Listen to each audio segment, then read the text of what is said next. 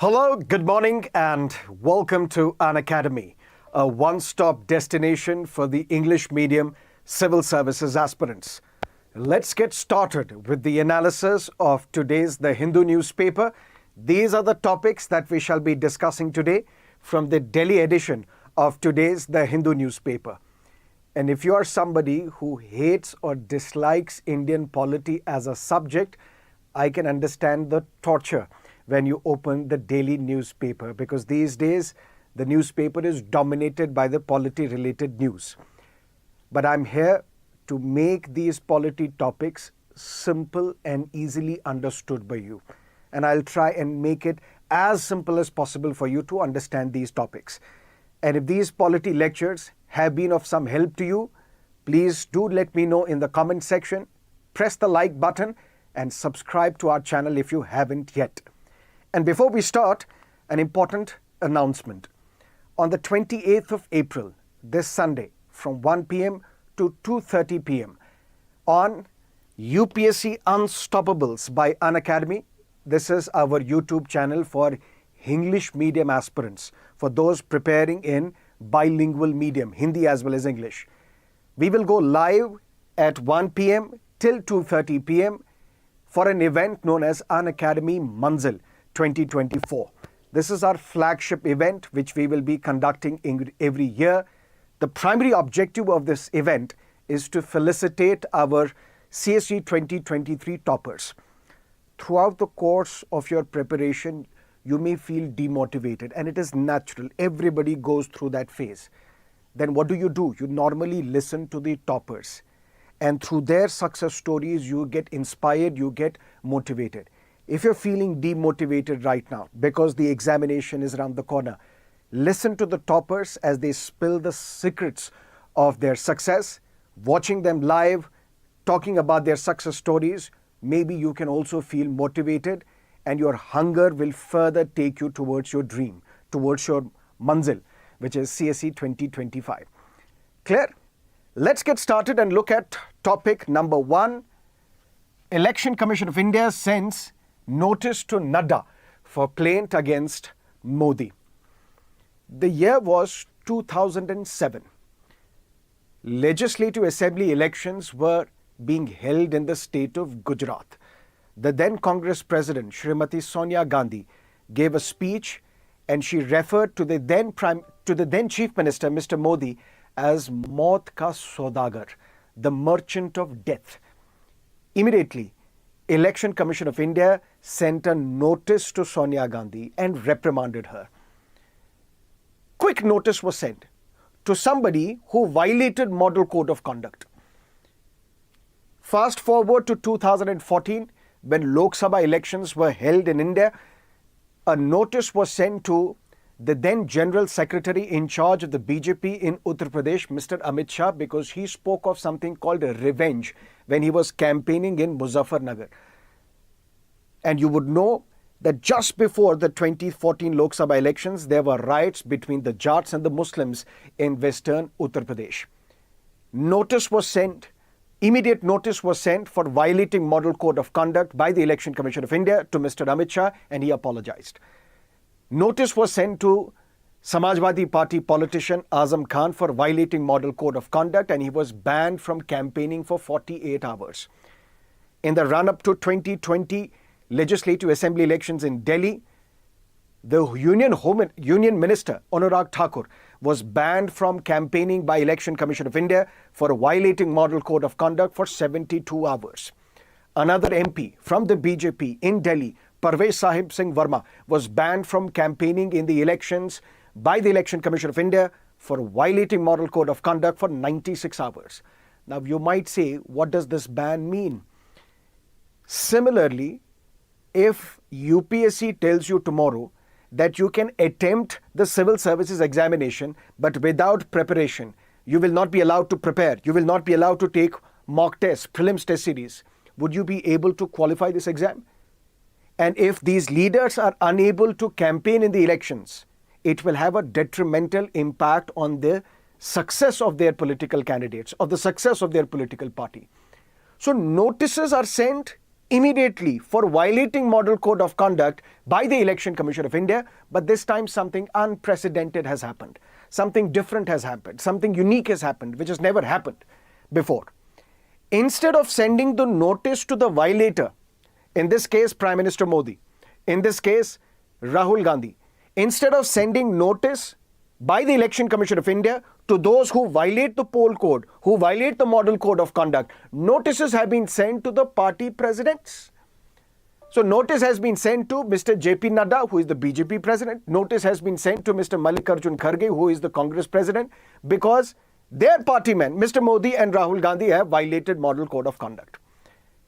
It is argued that Election Commission of India has done this, something unique, something different, because Shri Rahul Gandhi, as well as what we call the Mr. Modi as well as Rahul Gandhi, these are the star campaigners of their respective political parties.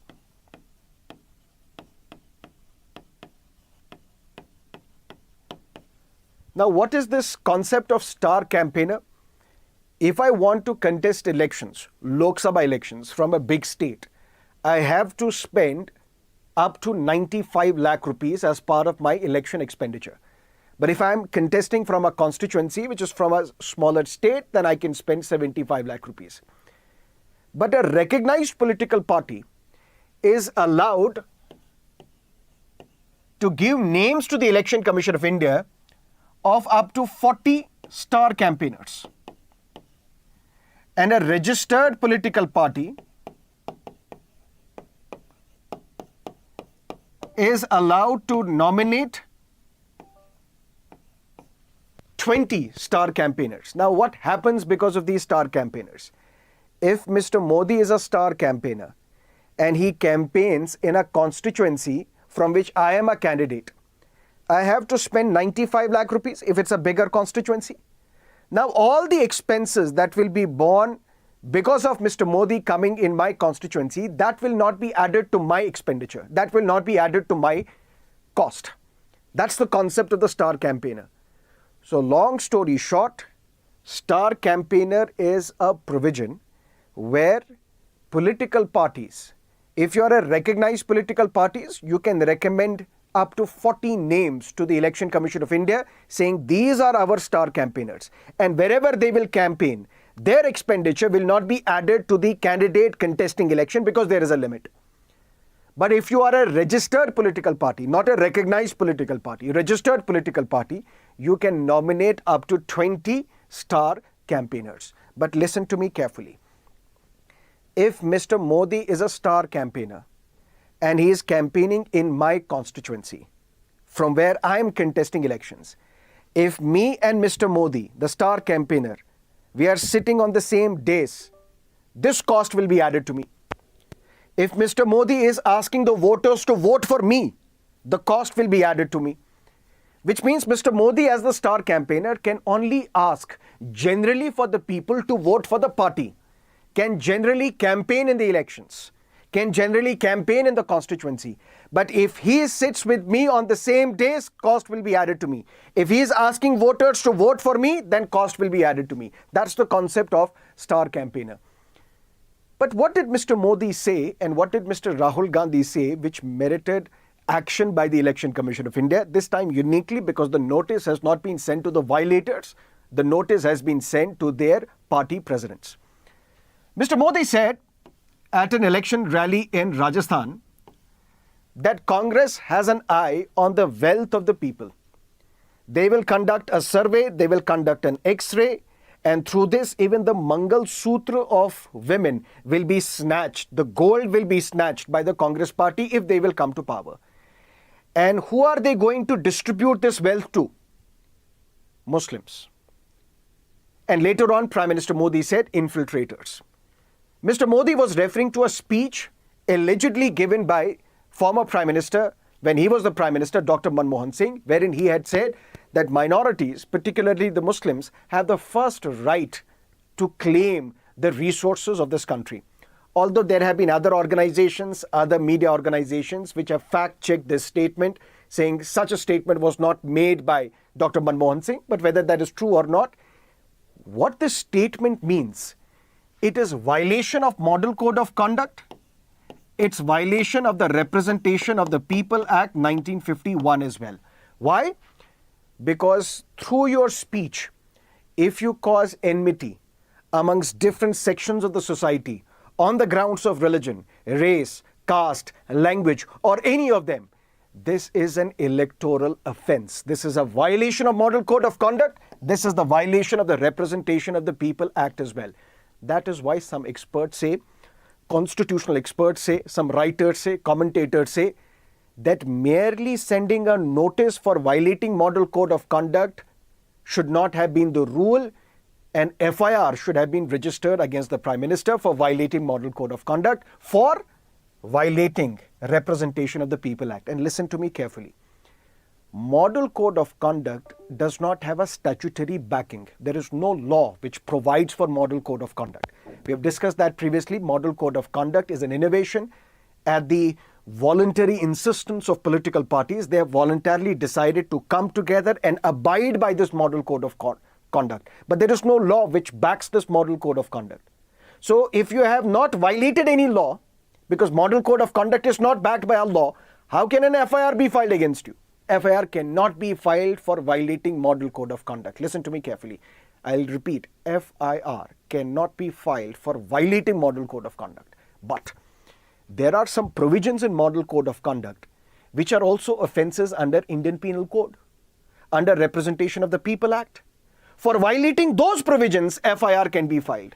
So if at all FIR can be filed against Mr. Modi, that won't be for violating Model Code of Conduct. That would be for violating a law which is Representation of the People Act, which prohibits making speeches which causes enmity amongst different sections of the society on the grounds of religion, race, caste, language, or any of them. And what did Mr. Rahul Gandhi say? The BJP alleges that Mr. Rahul Gandhi, through his speeches, is trying to divide the country in the name of language by creating a divide between North and South India, saying Hindi will be imposed, the South Indian languages will be disregarded if the BJP comes back to power. But instead of sending notices for violating Model Code of Conduct to the candidates who have given these speeches, Election Commission of India has done something extraordinary, unpredictable, unwarranted, which is sending notices to their party presidents. And never ever has a notice for violating Model Code of Conduct sent by Election Commission of India to the Prime Minister. It has never happened. In fact, there was an allegation that Model Code of Conduct was violated by Mr. Modi while campaigning in 2019 Lok Sabha elections as well, but notice was not sent to him. Election Commission of India gave a clean chit to Mr. Modi.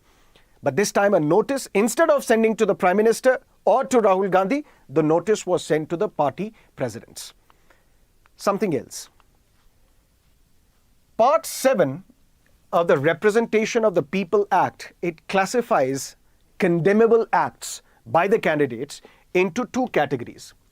One is the corrupt practice, the other is electoral offence. Corrupt practice, for example, I am bribing voters. That's a corrupt practice under Representation of the People Act. Electoral offence is if I am causing enmity amongst different sections of the society on the grounds of religion, race, caste, language, or any of them. That's an electoral offence. If I, as a candidate, have committed a corrupt practice, when can this case be filed against me? This case can be filed against me only after the election is over by filing an election petition under Representation of the People Act in their respective High Court. Because if you are guilty or if you are accused of a corrupt practice, action can be taken against you only after the election is over. Why? Because there is something called Article 329 of the Indian Constitution, which bars the interference of courts in electoral matters. Otherwise, the electoral process will be time-consuming. It will go on forever and ever and ever if courts start entertaining these election petitions. So if you're guilty or if you're accused of committing a corrupt practice under Representation of the People Act, action can be taken at the direction of the court after the election is over. But if you're accused of an electoral offence, immediately FIR can be filed. immediately action can be taken. That means you don't have to wait for the election process to get over and then action can be taken against you for committing electoral offense. No. And the distinction is, if you are guilty of corrupt practice, if you are convicted for a corrupt practice, maximum, what is the punishment that can be given to you? You can be disqualified. What is the punishment can be given to you? You can be disqualified from contesting elections. You can be disqualified as a voter as well. For example, once Bala Sahib Thackeray, the Supremo of the Shiv Sena, he was disqualified as a voter for committing corrupt practice under Representation of the People Act. But if you are guilty of an electoral offense, there is a criminal liability. That means you can be sent to jail as well, for which the punishment may be 3 years or fine or both. That's the difference between an electoral offense and corrupt practice. And the allegation by the opposition is that what Mr. Modi has done, he has committed an electoral offense because through his speeches, he has tried to promote enmity amongst different sections of the society on the grounds of religion, race, caste, language, or any of them. Whether that is true or not, we are not here to judge. The umpire is the Election Commission of India. Later on, the judge is the court of this country. But this is what you need to understand from this topic. Clear? Let's look at something else. Questioning the polls, rain washes out play movements, written by former election commissioner Ashok Lavasa. And Ashok Lavasa was somebody, we were discussing 2019 alleged model code of conduct violation by Mr. Modi, when Election Commission of India gave a clean chit to Mr. Modi saying you have not violated model code of conduct. It is argued that this was the election commissioner, Mr. Lavasa, who had disagreed with the other election commissioner and the chief election commissioner. According to him, Mr. Modi was guilty for violating model code of conduct in 2019. There is no proof. It's only on the basis of the newspaper reports. And then after the election was over, it is argued that some pressure was imposed on Mr. Lavasa in the form of notices were sent to his wife and his son who were doing some business. Some notices were sent and he was pressurized and he ultimately resigned as the election commissioner. But be that as it may, Mr. Lavasa is talking about something important. Rain washes out play. And what is this rain washes out play? Candidates getting elected without a contest.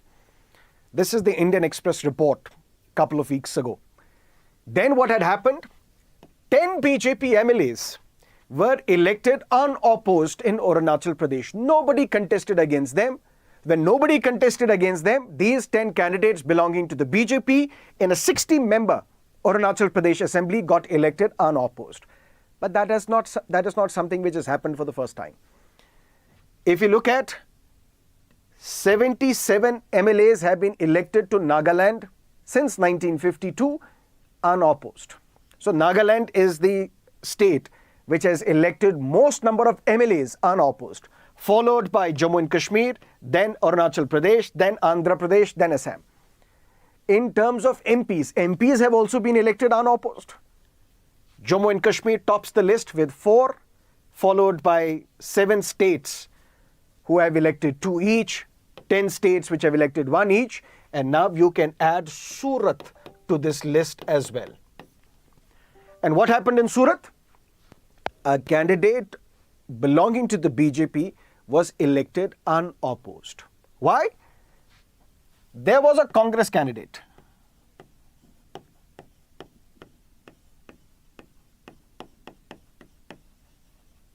And then there were 8 independents as well.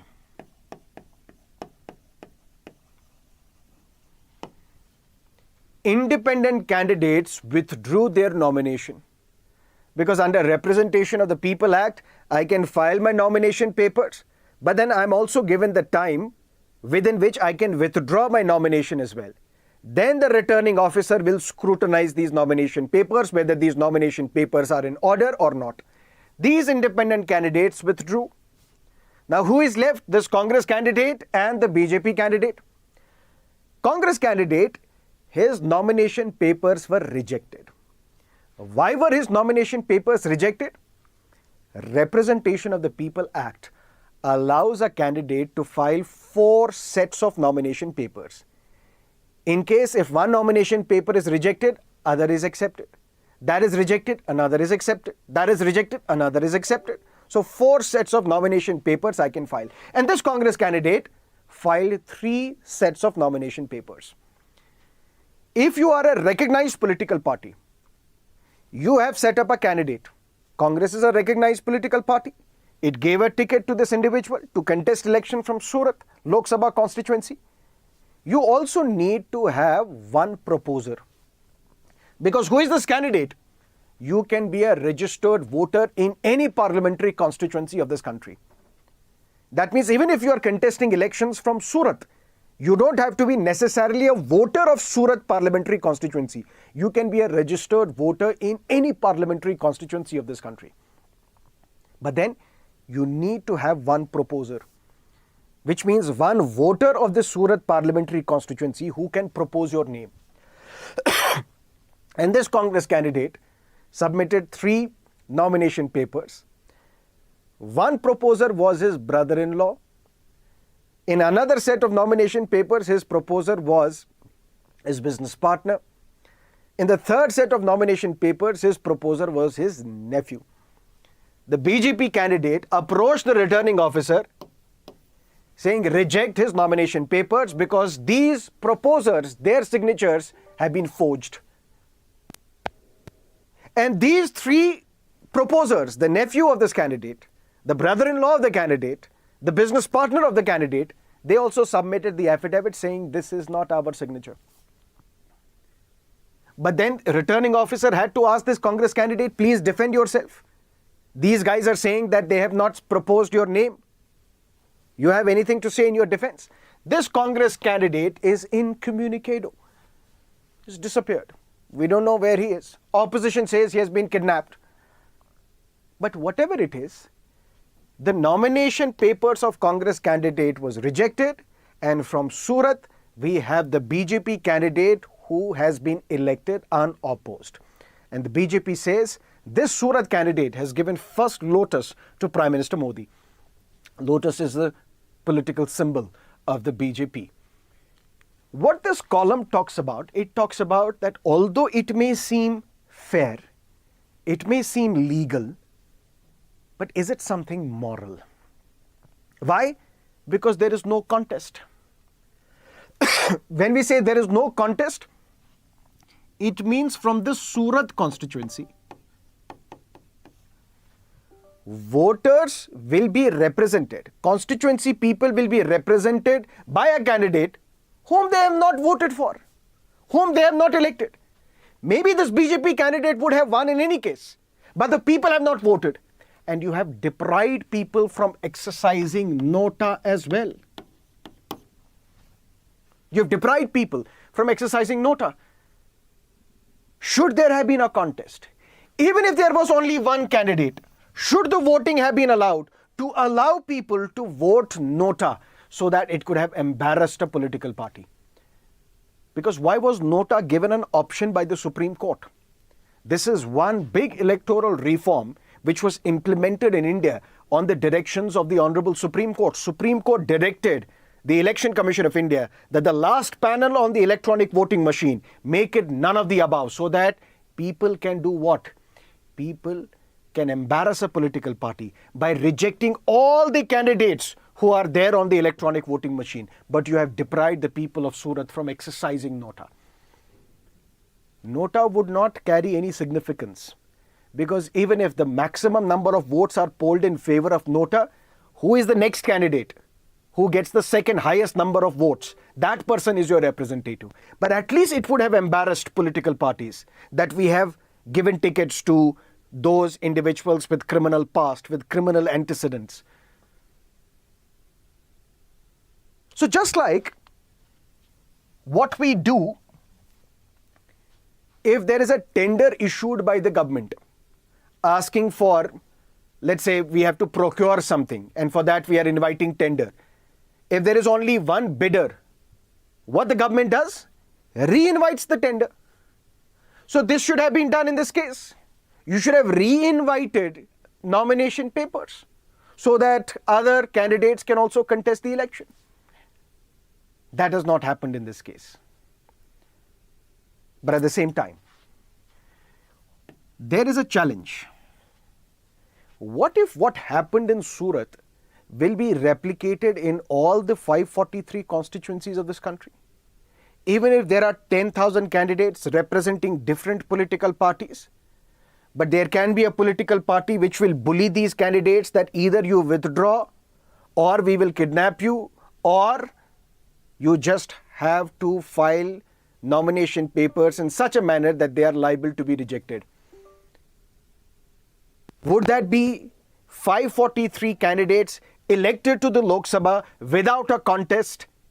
Would that be democracy? And we say democracy is government by the people, for the people, of the people. But at the same time, complete boycott. What is this complete boycott? If there is only one candidate in case of Surat who is now on the list of contesting candidates, this person gets elected without any contest? 100%. What if nobody has filed the nomination papers? Listen to me carefully. This time people had filed nomination papers. All other nomination papers were either rejected or they were withdrawn, and there is only one candidate. This candidate gets elected unopposed. Clear? Done. What if nobody has filed the nomination papers? In this case, Election Commission of India will invite the nomination papers again, will notify the elections again. But that is in case no candidate is willing to contest elections. What if the voters boycott? There are 10, 20 candidates contesting the election, but no vote has been polled. What will happen in this case? Although it looks extreme impossibility, but what if it happens? What if the voters decide to boycott, completely boycott, and there is nobody who has cast his or her vote? What will happen in this case? This will lead to equality of votes. What is equality of votes? Listen to me carefully. Rajya Sabha elections were conducted. There was one vacancy from Himachal Pradesh. There was a Congress candidate, there was a BJP candidate, and there was equality of votes. Then in this case, what will happen? I am the returning officer. I have to draw a lot, take out a name, and whatever name appears, that is not the winner. The winner is somebody else. For example, in case of Himachal Pradesh, when there were two candidates contesting the election, one was Mr. Mahajan, the other was Mr. Abhishek Manu Singhvi. Both got equal votes, so there was an equality. The returning officer has the power. That is why you are called a returning officer, because you return the winner. You are an individual who returns the winner. In this case, the returning officer will take out a lot. On this, there will be two chits, one name of Mr. Mahajan, one name of Mr. Abhishek Manu Singhvi. You take out one chit, whichever name appears. The name appeared of Abhishek Manu Singhvi. He thought, I am the lucky one who got the extra vote. I am the winner. The returning officer said, no, in the Rajya Sabha elections, when I take out a name, it is not this person who is the winner. It's the other person who is the winner. So the other vote will be polled in favor of that person whose name was not taken out. But in case of Lok Sabha elections, in case of Legislative Assembly elections, if you and me are contesting elections, we both got equal votes. The returning officer will draw a lot and take out a name. And whichever name appears, it is as if returning officer has cast an extra vote in favor of this person. So whichever name appears, that person is the winner. In case of Lok Sabha election, Legislative Assembly election, in case of Rajya Sabha, whichever name appears, the other person whose name did not appear is the winner. And if there is a total boycott, which means there are 10 candidates contesting the election. Listen to me carefully. 10 candidates contesting the election, but nobody has voted. It is as if all these 10 candidates got equal votes. Zero. In this case, what will happen? I am the returning officer. I will take out a lot, draw a chit, draw a name, and whichever name appears, that person is the winner. Will it be a fair thing? Yes. Will it be a legal thing? Yes. Will it be a morally correct thing to do? Maybe no, according to Mr. Ashok Lavasa. So what is Ashok Lavasa proposing in this case? He says, does that mean that we consider amending this first past the post system by introducing minimum percentage of votes for a winning candidate?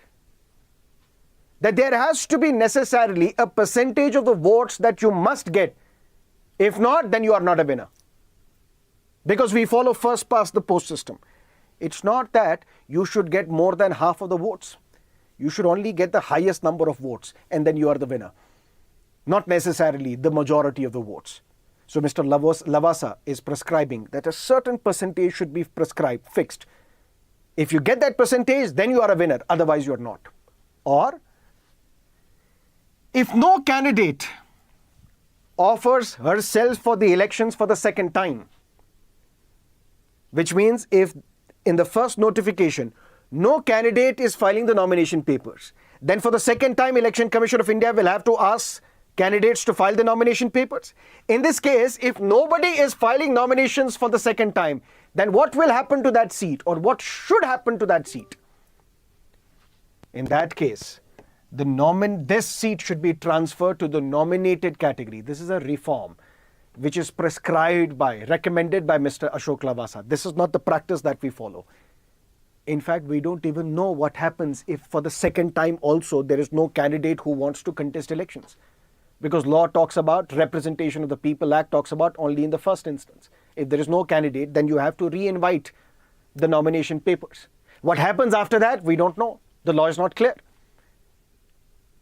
But if this happens, then the reform proposed by Mr. Ashok Lavasa is that this seat should be transferred to the president in the nominated category so that president can nominate somebody. But this time, president should not nominate this person on the recommendations of the government.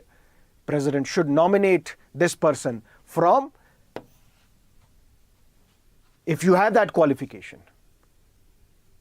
That means you should not be nominated by the president on the advice of the government. You should be nominated by the president at his or her own discretion. That is the reform that is proposed by former Election Commissioner of India, Mr. Ashok Lavasa. Is that clear? Let's look at something else. Stability in Maldives. There are people who are looking at June 4 when the election results will be declared. But there are people within India, particularly in the foreign service, particularly in the government, particularly those who are looking at world affairs and foreign affairs. They were looking at elections somewhere else, results somewhere else, in Mali, in Maldives. Why? Because President Muizu, who is considered to be pro-China, anti-India, his political party was contesting elections. And his political party and the allies who back President Muizu, they have won a super majority.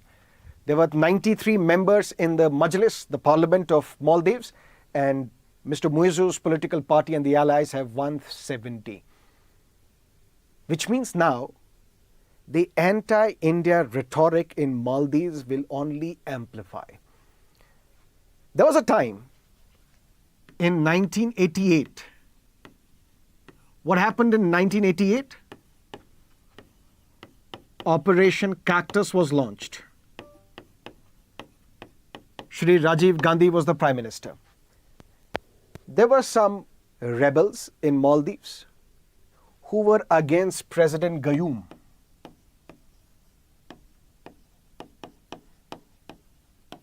And they planned a coup in Maldives.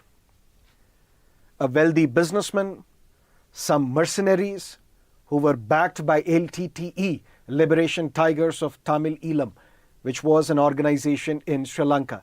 The primary objective of this organization was to establish a separate state in the northern and eastern part of Sri Lanka for the Tamils. They were calling for a Tamil land, Tamil Eelam. Some members of the LTTE, this wealthy businessmen, they tried to arrange and organize a coup to dethrone President Gayoom. What Rajiv Gandhi's government did, sent troops to Maldives, took hold of the presidential palace. Some rebels were killed, some were arrested, and then in few hours this coup was defeated, put to an end. And that is still viewed as one of the biggest diplomatic successes of the Indian government. In fact, the US president praised India at that time. The UK Prime Minister, she also praised the government at that time. And it would have been catastrophic because Maldives is very closer to India and it is at a strategic location. And we don't want someone else to control Maldives and thereby use Maldives as a military base against India. Till 2013, Mr. Soleh, Mohammad Ibrahim Soleh, he was the president of Maldives. And Maldives and India shared good diplomatic relations with each other. In fact, through helicopters,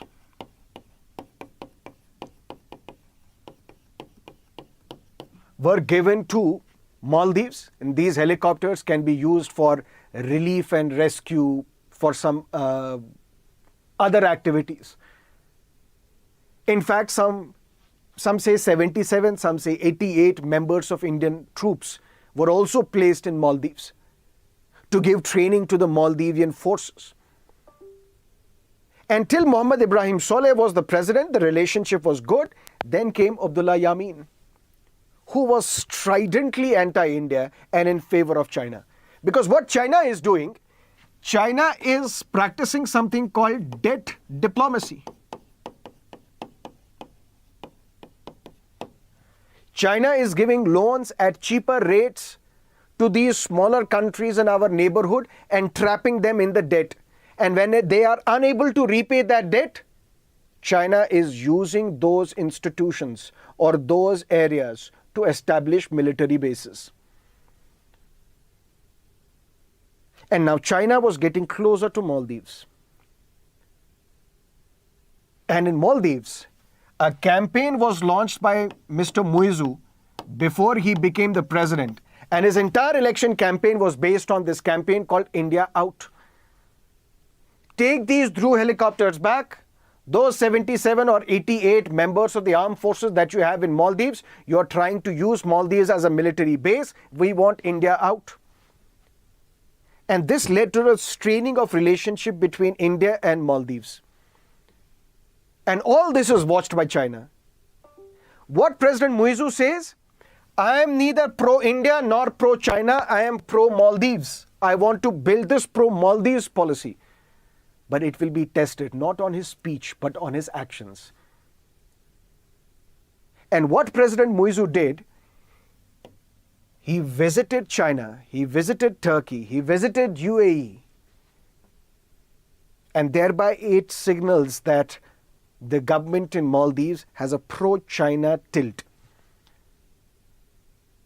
But with the political party of Mr. Muizu winning super majority in Maldives Majlis, India will have to look at this very carefully. The next government, whichever or whoever forms the government in June, will have to look at and recalibrate and re-establish good relations between India and Maldives. Because it is strategically located, we cannot afford Maldives to fall completely in the lap of China.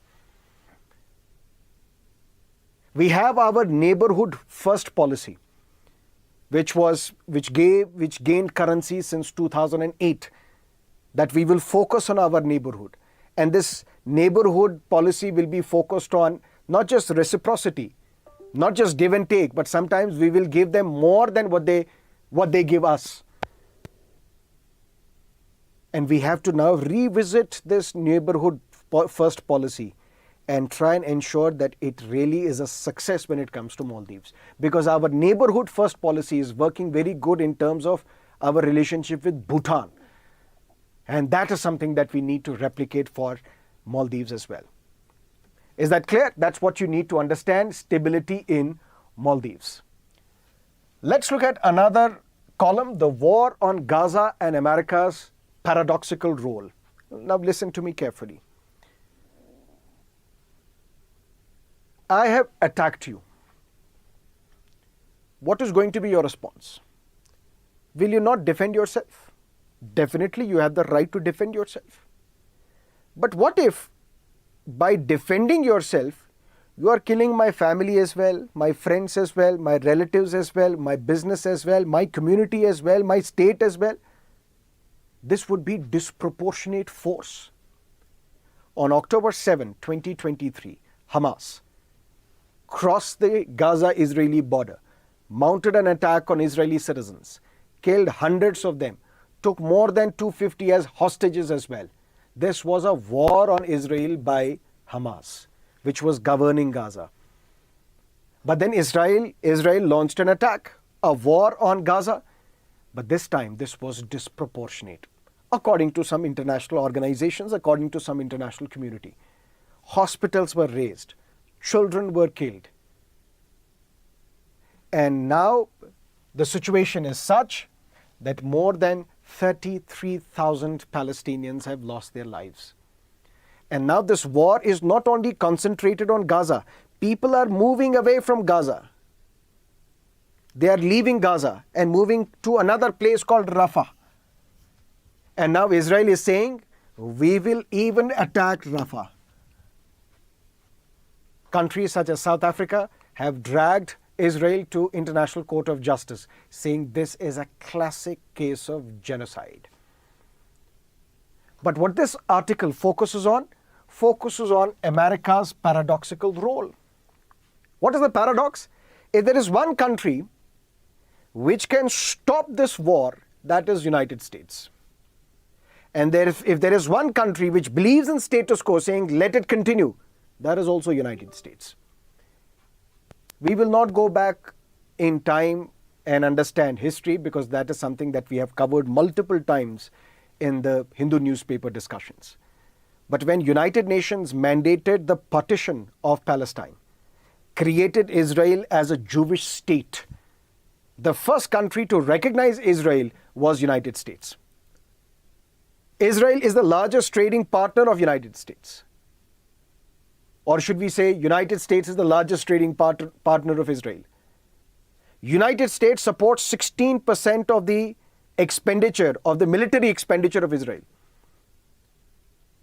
United States is the one which has vetoed the UN resolution calling for Palestine to become the full-fledged member of the United Nations. United States was one where President Joe Biden said, United States has Israel's back. We will support it. You have the right to defend. United States was the one which blocked funds to United Nations Relief and Welfare Agency for Palestinian refugees. And then other European countries also blocked the relief and aid, the funds, the funding to this agency, which is the only UN agency which tries to give benefit, which tries to give rehabilitation and some support to the Palestinian refugees who have fled Palestine.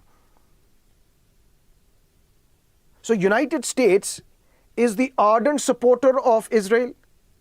But over a period of time, we have also seen the positions are changing daily and daily. When Donald Trump was the president of the United States, he recognized Jerusalem as the capital of Israel. Donald Trump also tried to implement two-state policy, wherein Israel can also exist as a state, Palestine can also exist as a state. But United States said then that those refugees who have left Palestine, they cannot return. And this new Palestinian state, if it is implemented, if it is created, it cannot have its own military to defend itself. And this column says, it was completely pro-Israel plan and it was rightly rejected by the Palestinian Authority. But now over a period of time, United States has seen a shift. Shift in the sense there are elections in the United States. In all likelihood, Donald Trump versus Joe Biden. Joe Biden, according to this article, he also wants to take the support of the Jewish voters and the extreme Christian right. But at the same time, he also wants to focus on those liberal voters who may not be willing to give Israel a benefit of doubt. And that is why United States, what it did, it abstained from voting on a United Nations resolution which called upon Israel that there should be an immediate ceasefire. But no ceasefire. But in United States universities and colleges, there are students protesting, and students are asking for this genocide to end. And at the same time, this article talks about an irony, because recently what happened? One celebrity chef, he manages one world central kitchen in Palestine. 7 workers of this kitchen were killed by Israel. Israel expressed regret. And there was huge hue and cry by the administration in the United States as well. And this article says, look at the irony. The killing of thousands of children of Gaza did not elicit this response, but the killing of the 7 workers of World Central Kitchen elicited such a response from United States leadership. And that is the paradox. If there is one country which can stop this war, which can in fact implement an effect ceasefire, that is United States. But a country which also wants a status quo, that is also United States of America. And this war, we have discussed multiple times in the past, it has now drawn other players into the conflict. For example, Iran. For example, Syria, Lebanon. Egypt has warned Israel that you should not launch an offensive in Rafah because it is closer to Egypt. So this conflict has the potential to snowball into a wider conflict in Middle East, and the ramifications would be huge. Let's look at another article. Why does the center want to modify the 2G spectrum verdict? In 2008, what had happened? The then government, United Progressive Alliance, led by the Congress Party, gave 122 2G licenses to the telecom players. Using what policy? First come, first serve policy. And the government says this is not the policy that we created. This is the policy that started when Mr. Vajpayee was the Prime Minister. And what is this policy? Dr. Manmohan Singh later on, when he was the Prime Minister, he said, what is our objective? The objective is not revenue maximization. The objective is teledensity.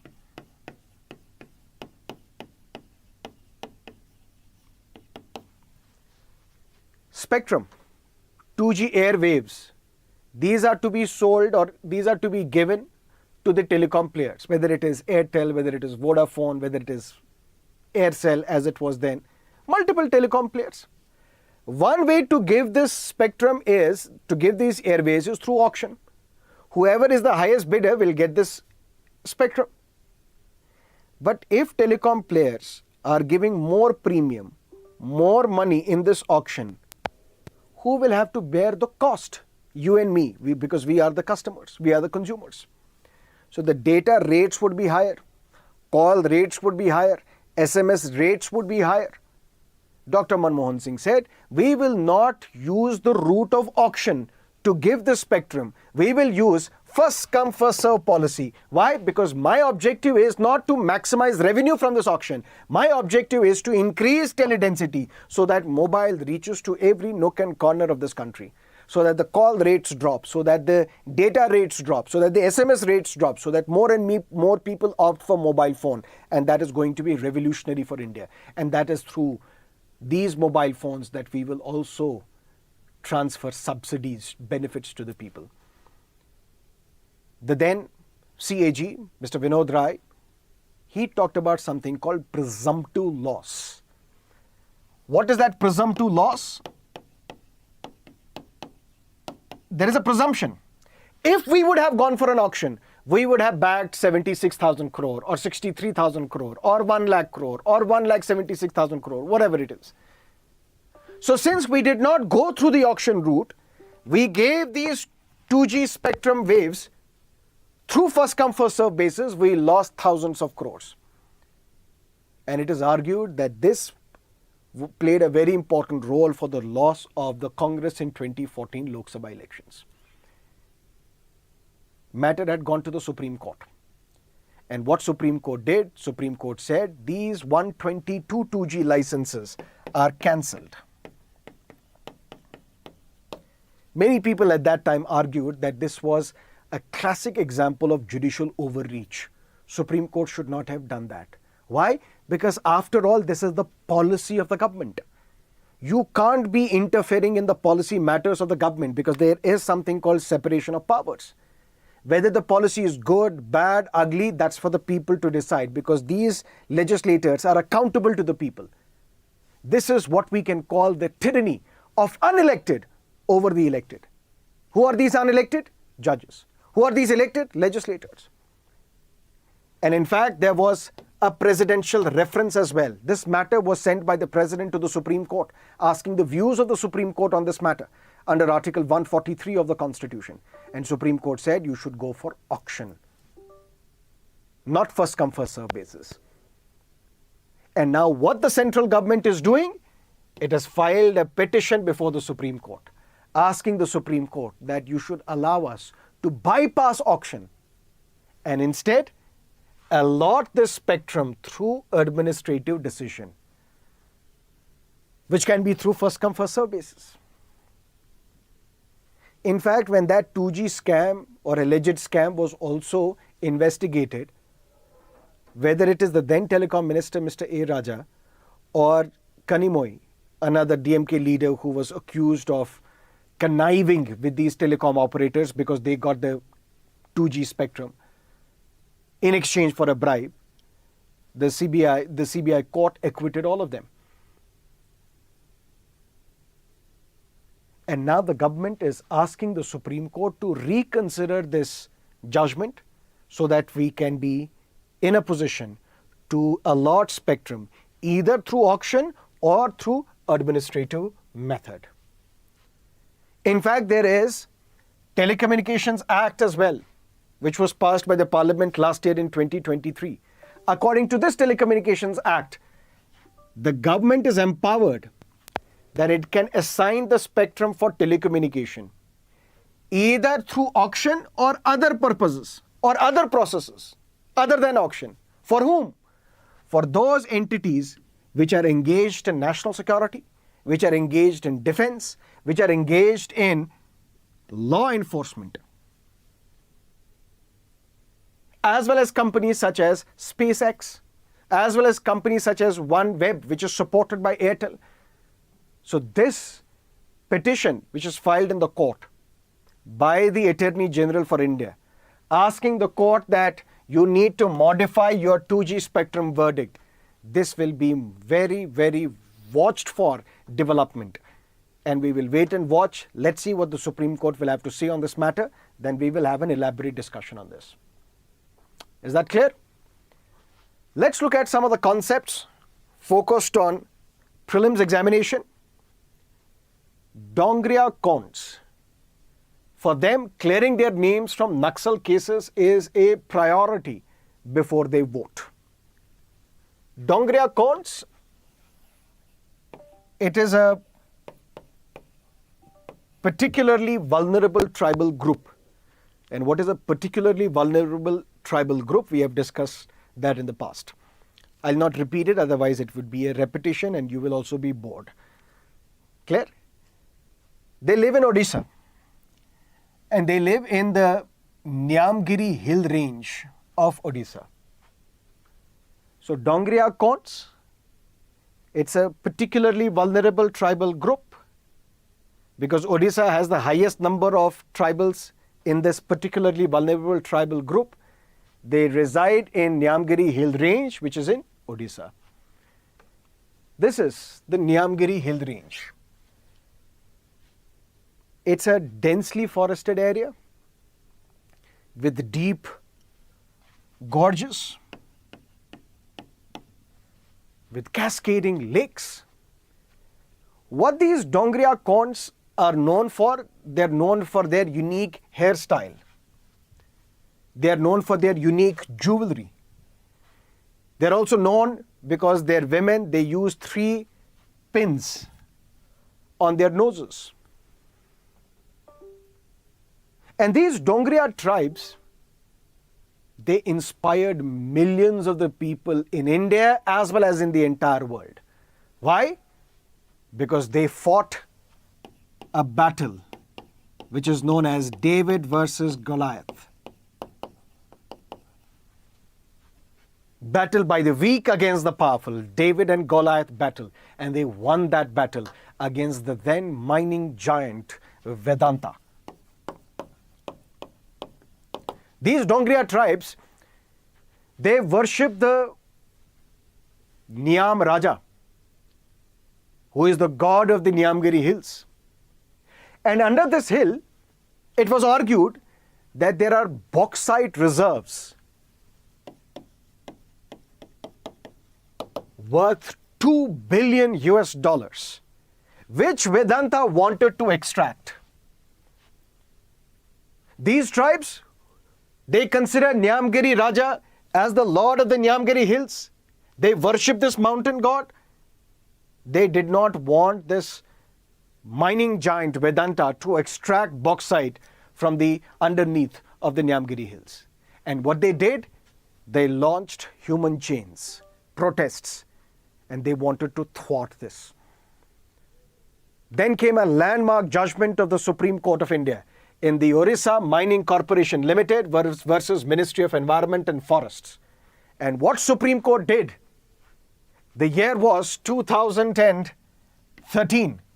Supreme Court said that these people who are living in the Niamgiri hills, the court recognized their cultural, their religious, their spiritual rights over Niamgiri hill. And this led to India's first ever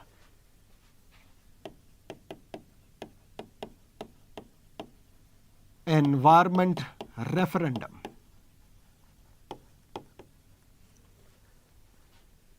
If you want to extract bauxite, you need to take the permission of the Gram Sabha. You need to take the permission of these tribes. And overwhelmingly, they rejected this extraction. And this led to India's first environment referendum. And the courts here recognized free, prior, and informed consent. Free,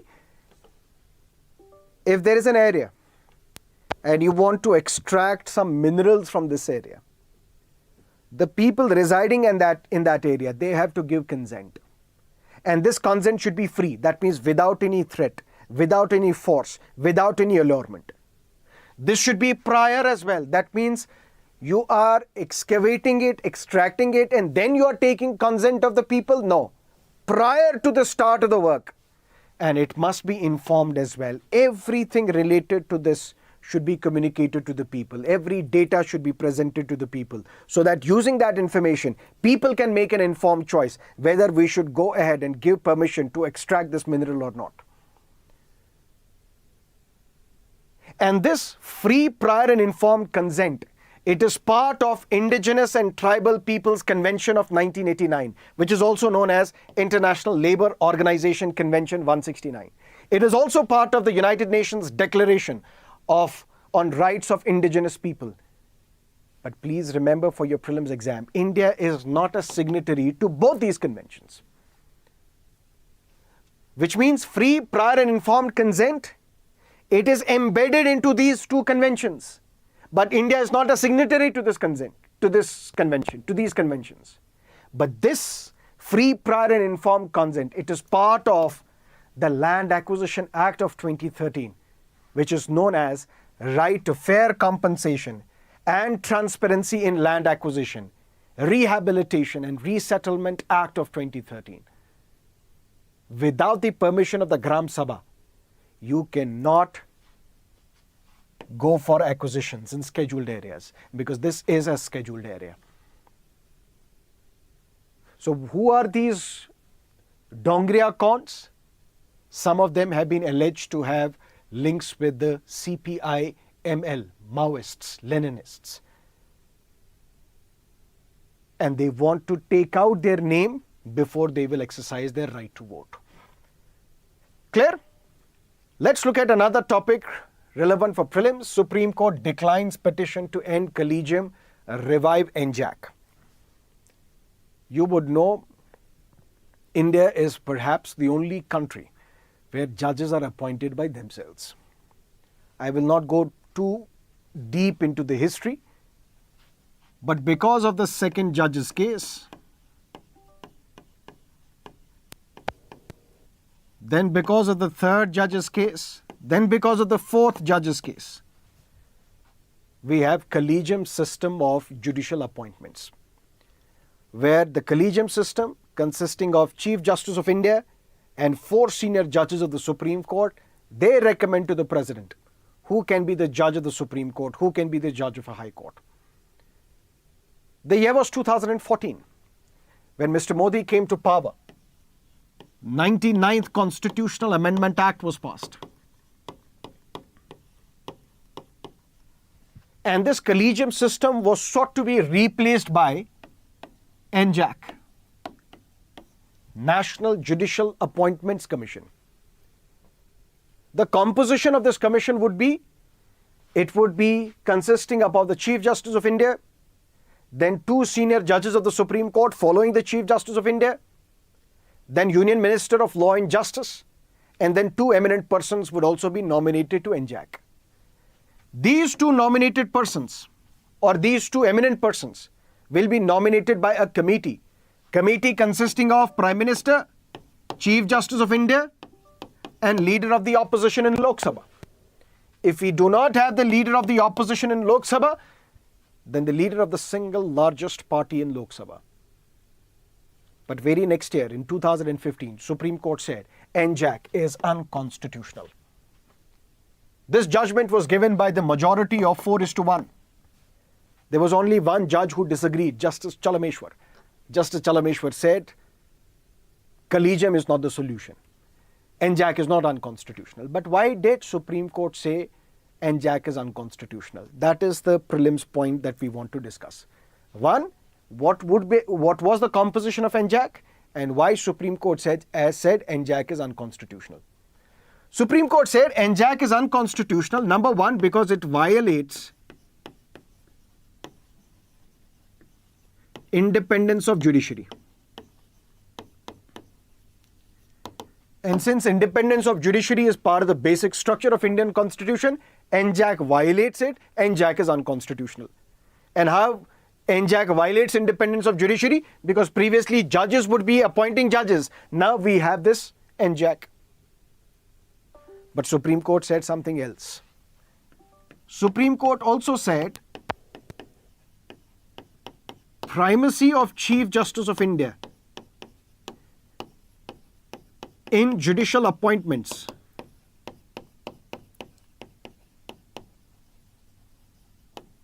this is also part of the basic structure of Indian Constitution. Sir, what do we mean by primacy of Chief Justice of India in judicial appointments? In Collegium, if there are 5 members, Chief Justice of India and 4 senior judges of the Supreme Court. Now they have to decide whether I can be recommended as a judge to Supreme Court or not. Clear? If 4 senior judges agree with me, agree on my name, that yes, this is a good candidate, we can recommend his name to the President for the judge of the Supreme Court. But Chief Justice of India does not agree, my name cannot be sent for appointment. That means in this Collegium system, Chief Justice of India enjoys a virtual veto. Any name which is not acceptable to Chief Justice of India cannot be sent to President for appointment. But when NJAC was created, NJAC said any name which is not acceptable to more than 1 member will not be sent to President for appointment. More than 1 means 2, which means 2 or more. Which means these 2 eminent persons and law minister, they can block any name recommended by the Supreme Court judges. Violates independence of judiciary. Or even if all these people agree Two senior most judges agree with my candidature. Eminent persons also agree. Law Minister also agrees. But Chief Justice of India does not agree. What will happen? Nothing will happen. My name will be sent to President for appointment because all of them have agreed, except one. Only if more than one do not agree with my name cannot be sent to the President for appointment. Which means all these people agree, but Chief Justice does not agree. Even then, my name would be sent for appointment. Which means Chief Justice of India in Collegium enjoys veto, but does not enjoy veto in NJAC. And that is what Supreme Court said. Primacy of Chief Justice of India. Or should we say in other words, the veto of the Chief Justice of India in judicial appointments is also part of the basic structure of Indian Constitution. And since NJAC did not give that veto to the Chief Justice of India, it is unconstitutional. Clear? That's what you need to understand. Then, another topic for prelims, G7. G7 is a group of 7 countries. What or which treaty created G7? Where is the permanent secretariat or office of G7? Nothing. Normally, an organization is created through a treaty, through a declaration. And then you have a permanent secretariat and an office in a particular country. But G7 was an informal one. In the 1970s, finance ministers of important economies of the world met together and they decided that why don't we meet every year to discuss issues surrounding the world, whether it is issues related to trade, whether it is issues related to climate change, whether there are issues related to security. Let's come together. But there was no treaty which created G7. There was no treaty which created G7, or that is why G7 does not have a permanent secretariat or an office. Initially, United States, United Kingdom, France, Italy, Germany, Japan, these were the members. That is why it was called G6. Then Canada was added, it was called G7. Then in 1997, Russia was also added. And that is why it was called G8. But Russia was suspended in the year 2014. Why? Russia was suspended because Russia annexed Crimea. That is why Russia was indefinitely suspended. But then a couple of years later, Russia decided to come out of G8 altogether. That is why we call it G7. Although first it was G6, then it was G7, then it was G8, now it is G7 again. And every year, the heads of these countries, they meet and they discuss issues surrounding trade, climate change, security. And these are the countries which are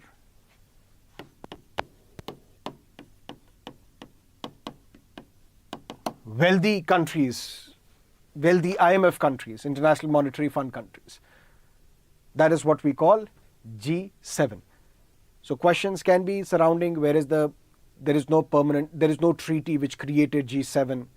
Russia was expelled in 2014 or Russia was expelled in 2022 because of the annexation or because of the war on Ukraine. No, it was suspended because Russia annexed Crimea in 2014. Clear? Census delayed as government wants to end SC/ST quota, says the Congress. Accusation, counter-accusation, because it's a political season. But from this political news, we need to extract polity. And that is census. Quick facts. When was the first census carried out in India? 1872. But this census was non-synchronous.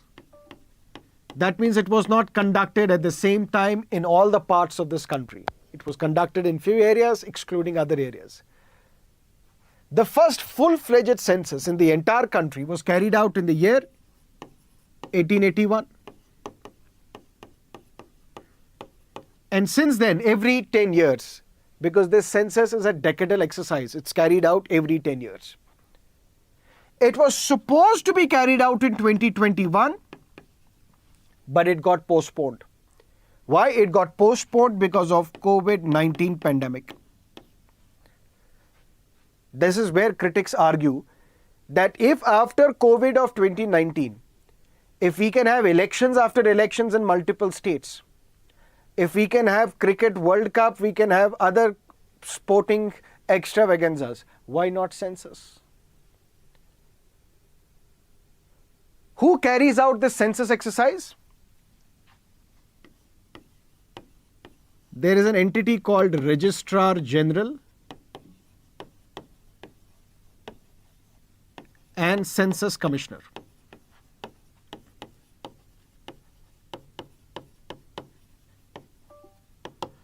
And this office comes under the control of MHA, Ministry of Home Affairs.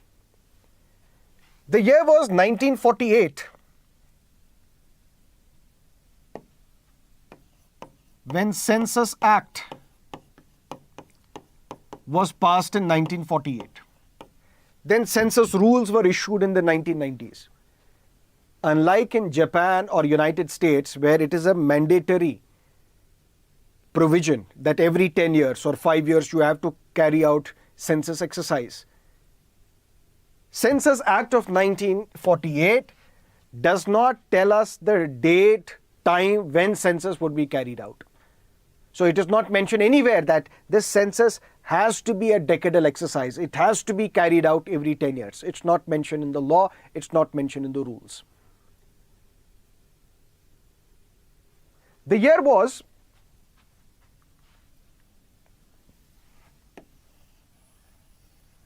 I'll write it here. Census is normally conducted in two phases. First phase known as house listing,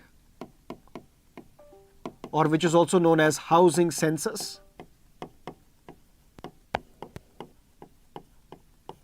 which means all the houses, they are located, identified, which also gives us the sense, the policy makers a sense, how many kacha houses, pakka houses, how many people with housing accommodation are there in India. That's how we can make policies for them. Then 6 to 8 months later, after this house listing or housing census, population enumeration takes place.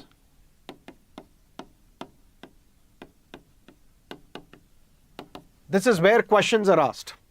Questions related to what is your age, what is your marital status, what is your economic status or economic activity, what is your mother tongue, questions related to fertility are also asked for women. Questions surrounding your religion are asked. Questions regarding your educational status is asked. And most importantly, questions related to disability are asked. And most importantly, question whether you are from SC or ST community. That means even the caste is captured. But then, sir, why are political parties demanding caste census if the caste is already known? SC and ST data is known, but not OBC. The last census, when even the castes, apart from SCs and STs, other castes were also numbered, identified. That was in 1931. When the census was carried out till 1931, every data related to even caste was captured. But then in 1941, this was not done. Why? Because there was a war, Second World War was going on, and the government then had to save every penny that they could. And that is why after that we have been capturing only the data related to SC and ST, not related to castes other than SC and ST.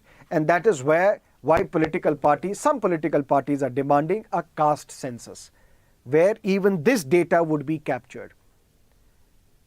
And it is only after this census would be carried out, which the government is saying will be completed or will be carried out after the 2024 elections. After the census is over, then delimitation can take place in 2026. Then delimitation, after that delimitation, can the Women's Reservation Bill or Women's Reservation Act be implemented? Because Women's Reservation Act can only be implemented after the delimitation. That can happen only after census. And the Congress is alleging that the government is delaying the census because you want to end reservation on the grounds of SC or ST, or the reservation on the grounds of caste. That is what you need to understand from this article. Let's look at two practice questions for your mains examination. Question number 1, critically evaluate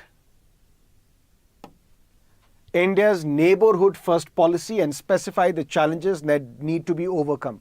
So you need to look at the Chinese angle as well. How China, through the string of pearls, is trying to encircle India, and how we need to focus on our neighbors so that they don't fall in the lap of China.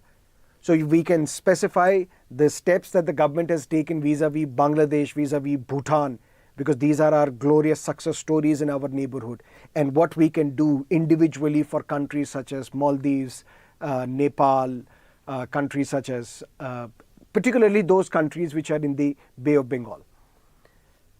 Examine the arguments in favor of and against the Collegium system of judicial appointments. These are the two practice questions for you. If you have understood all the topics that we have covered today, do not forget to like this session, drop in your comments, and subscribe to our channel if you haven't yet. I'll see you again when I see you. Till then, have a great time. All the best. Bye-bye. Take care.